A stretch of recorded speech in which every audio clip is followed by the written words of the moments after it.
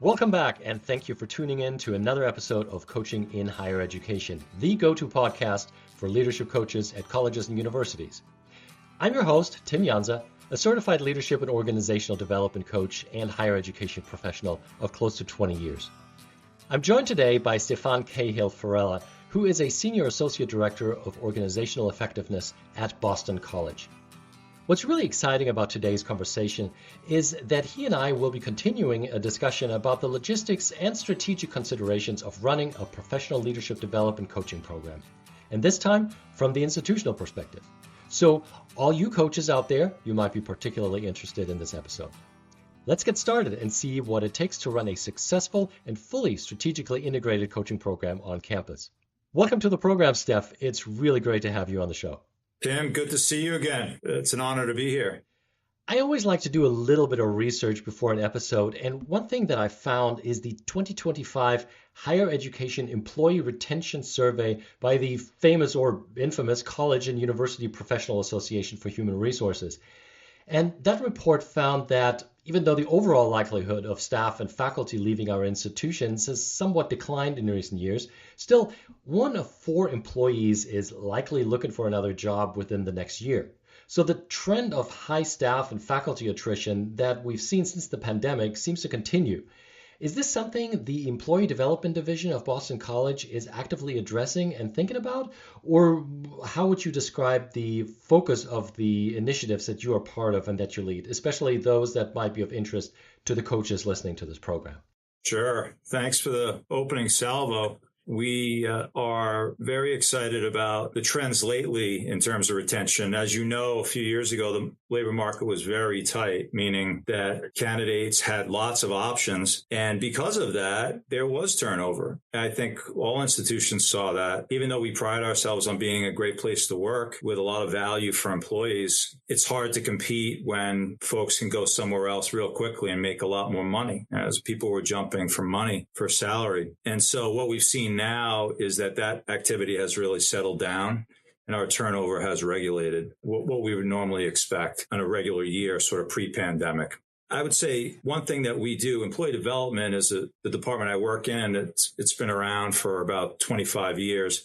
We really pride ourselves on the culture here. It's a Jesuit Catholic institution, as you know. And one of the phrases that Jesuit Catholic School use is called cura personalis, which in Latin means care of the person. And I think that's really what our value add is here, that when people experience working in this culture, they feel like they're cared for, they're welcomed, they have a sense of the mission, they're about something bigger than themselves. That's what Jesuit Catholic education calls people to.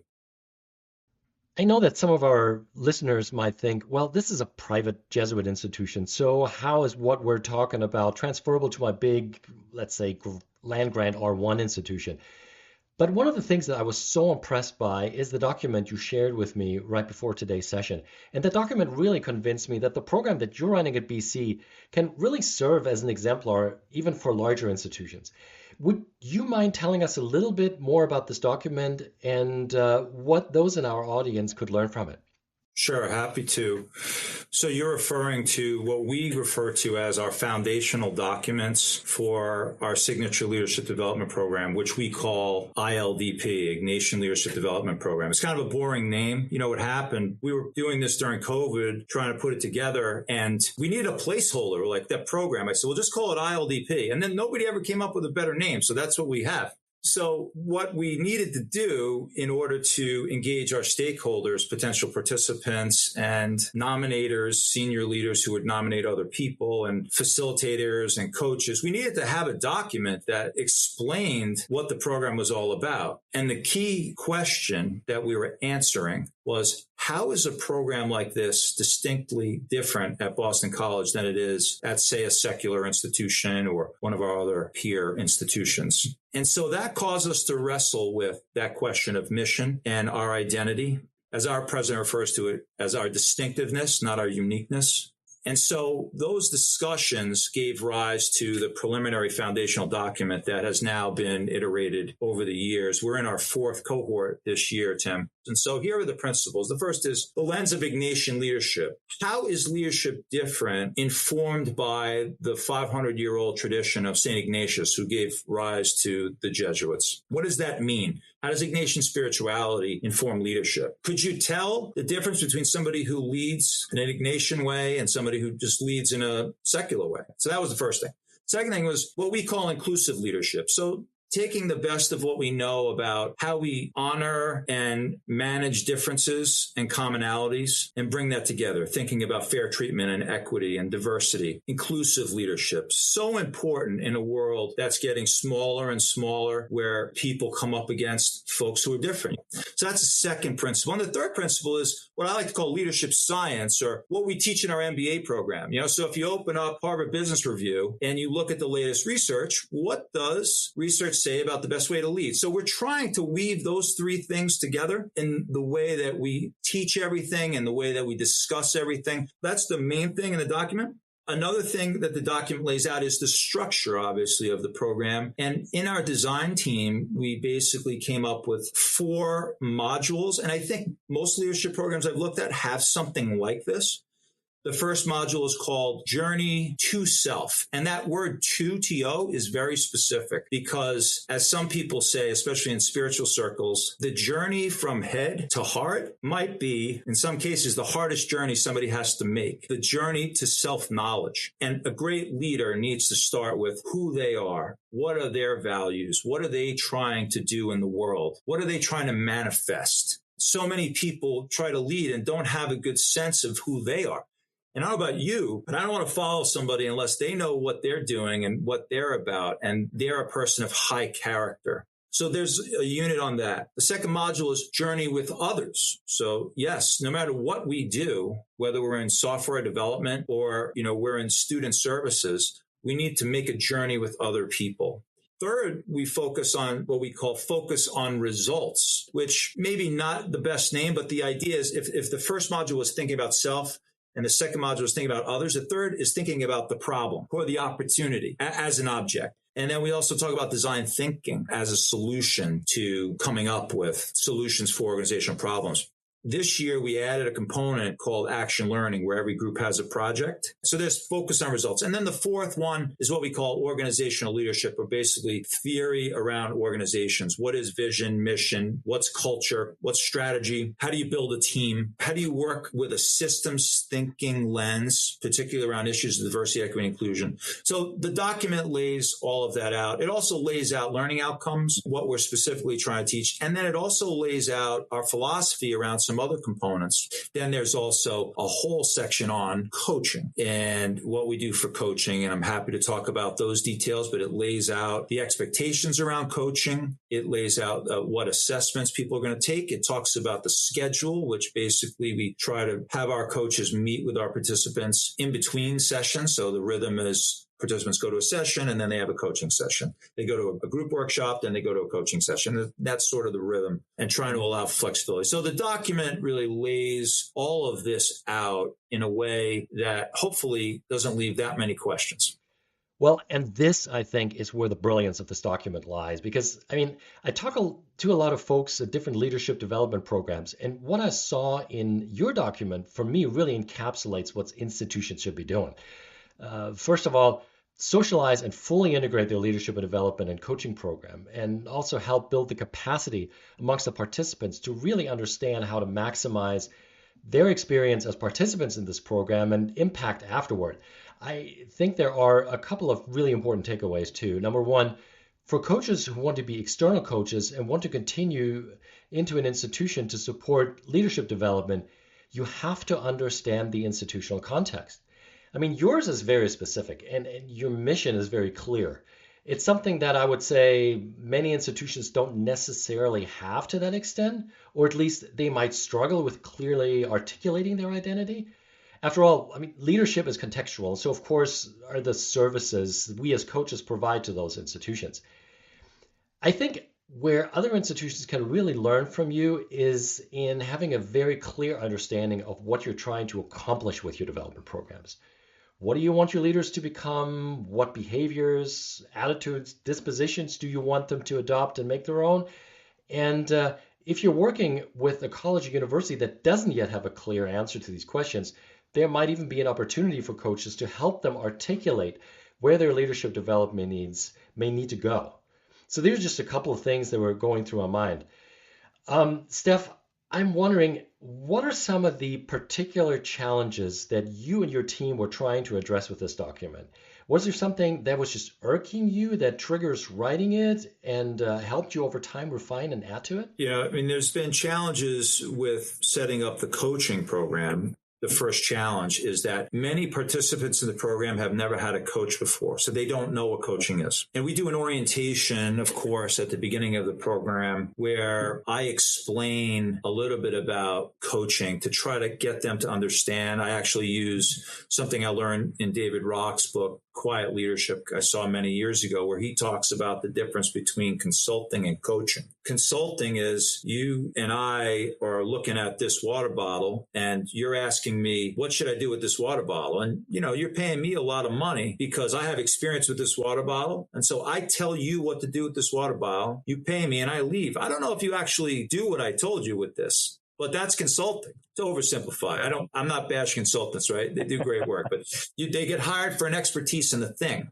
is what I'm saying. Coaching is different. You're looking at the water bottle, and I'm looking at you looking at the water bottle. I'm asking you questions about, well, how many of these water bottles have you ever come across before? And what are the obstacles in working with this water bottle? What else would you like to do? So I go through some shtick like that. And in the beginning, I thought that would have been enough, but no. People get into it, and they don't understand what the modality of coaching is. And so that's been a struggle, which is why we created this second document around what coaching is to really drill that home. And also to emphasize with our coaching cohort, hey, you have to educate people on how to use you because, we're spending money for you to be a coach in this organization and they're getting a great benefit.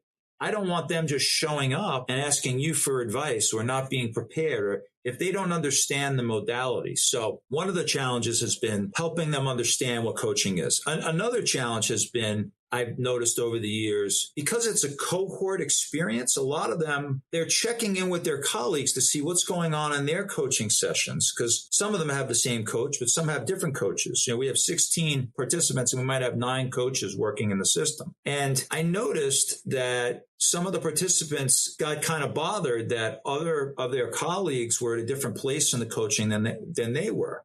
And so there was sort of this need to, in some ways, to create a uniform process or sort of flow, but not to create uniform coaching, because of course, coaching is very customized. And as a coach myself, I want to make sure that I preserve that flexibility for coach and client to work how they need to. But I also have to make sure that they get to an endpoint. There's certain things like they all got to do a 360. They all have to have a development plan. They should have a wrap-up session. They should have a 3-way meeting with a supervisor, at least 1, if not 2. There's certain things that they have to do that are the same, but they could do them at a different pace, and they can do them in the way that they as coach with their style. Some coaches give additional assessments on their own dime if they want, because that's what they do.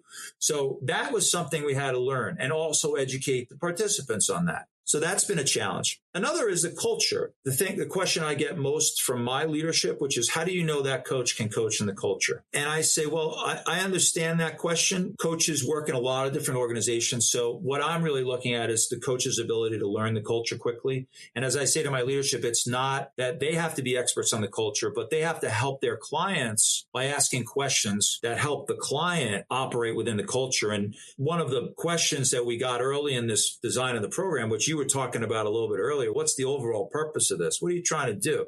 In the design meetings, we had some focus groups and somebody said, are you designing this program to help people navigate the culture or to change it? I thought that was a brilliant question. And I said, both. Because if you already think you have a great culture, why would you need to change it? Well, there's always something to improve, right? But that is very important to our leadership, which is to preserve what is distinctive and good about our culture. So I would say our program is helping people to navigate what exists and also to learn how to make change within it, because that is not an easy thing to do in our universe. So dealing with culture has been a challenge. And then there's, like logistical things too, Tim, like we had to make a decision about what 360 to use. So I needed to mandate that any coach who participated in the system got certified in that 360. If you weren't certified in that, I couldn't think about you as a coach in the program. I did make that palatable for coaches. I said, look, what we can do, I can talk about our matching system if you want, right? But we have a system of matching coach to participant where I get coaches to record a video and share a bio. And then I make those available to the participants. And I ask them to give us a few choices on who they would like to work with. And then based on my knowledge of the coaches and what I think the participants might need, then we try to match them up for a chemistry check. One question I've been meaning to ask you is how being a certified coach yourself contributes to you being able to lead and run these programs.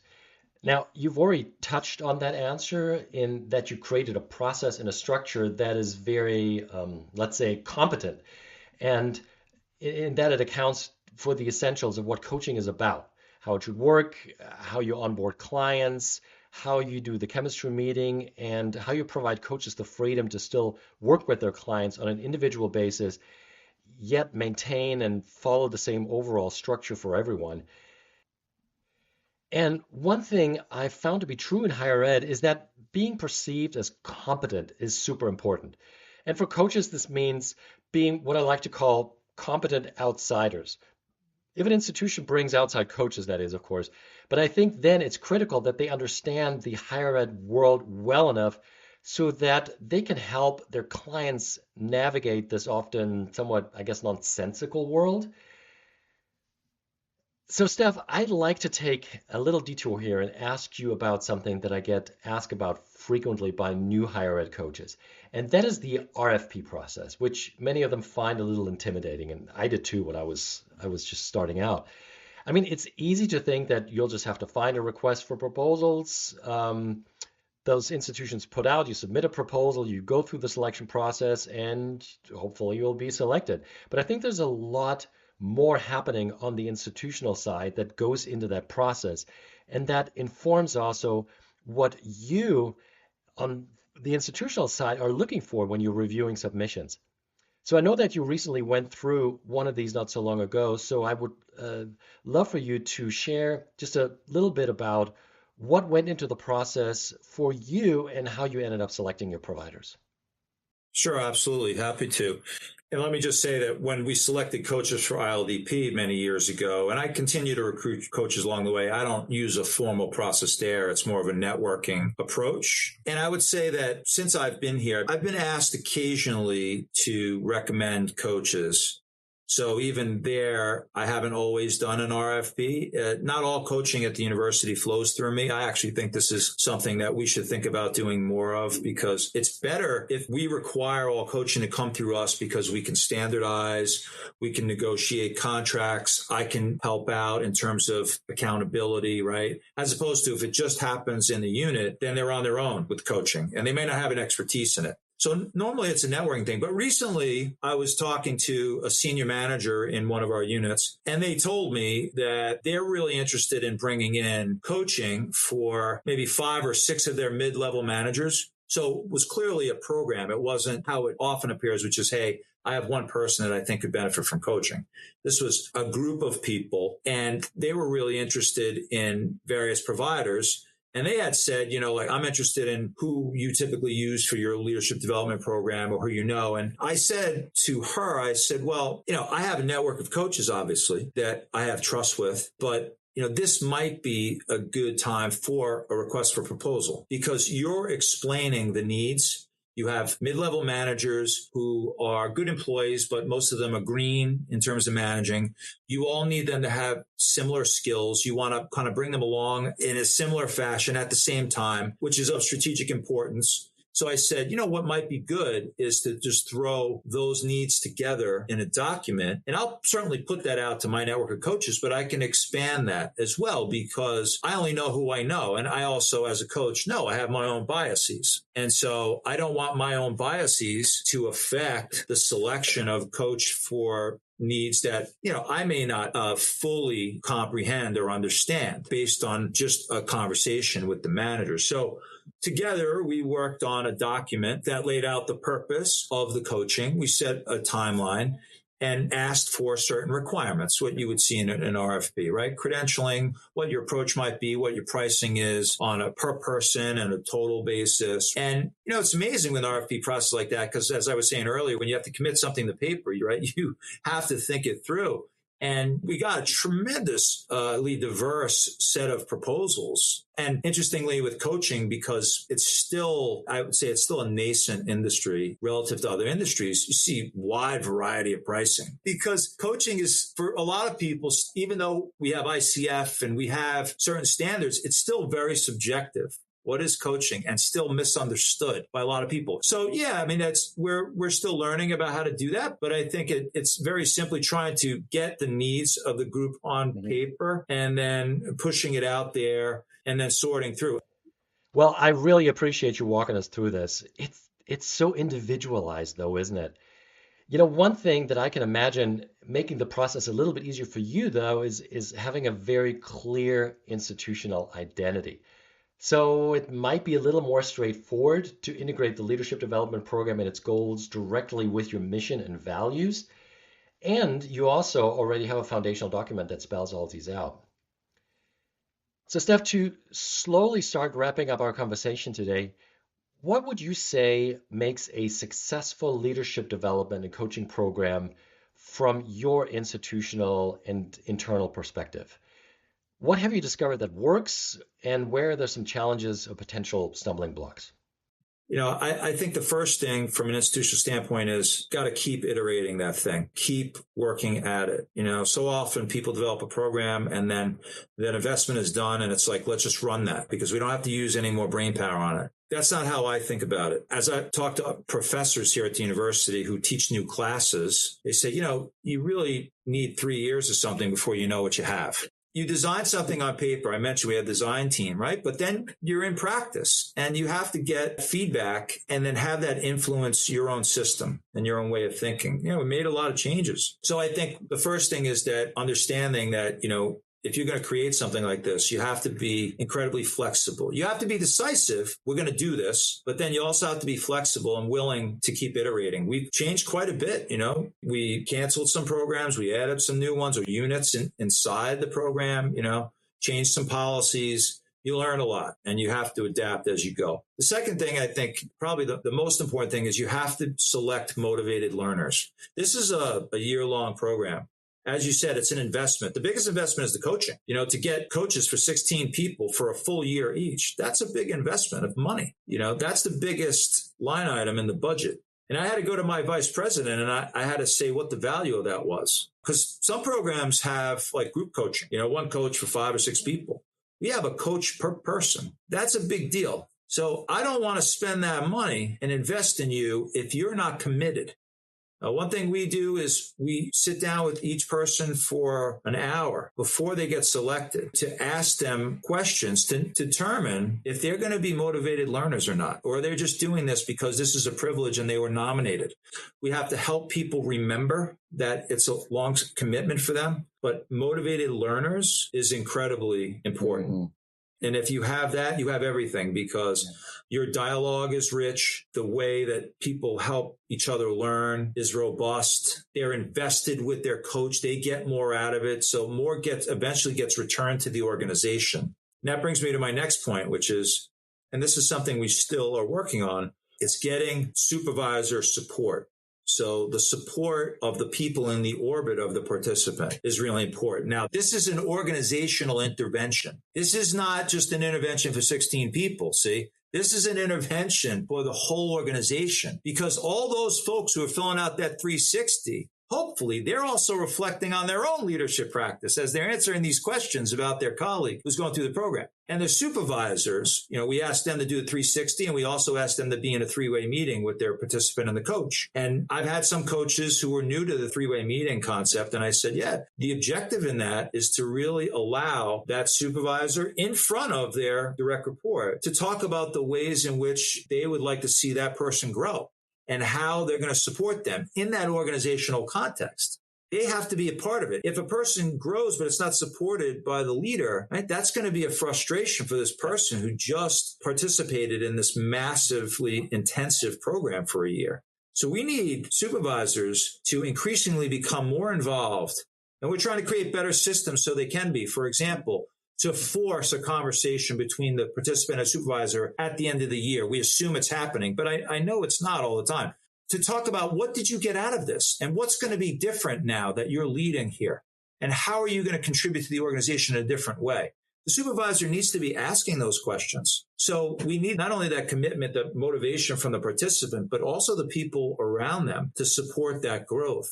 So those are key things. And, I would say just in closing, you need support from the highest leadership. Obviously with a budget to do this, we have support at the highest level in the president's office.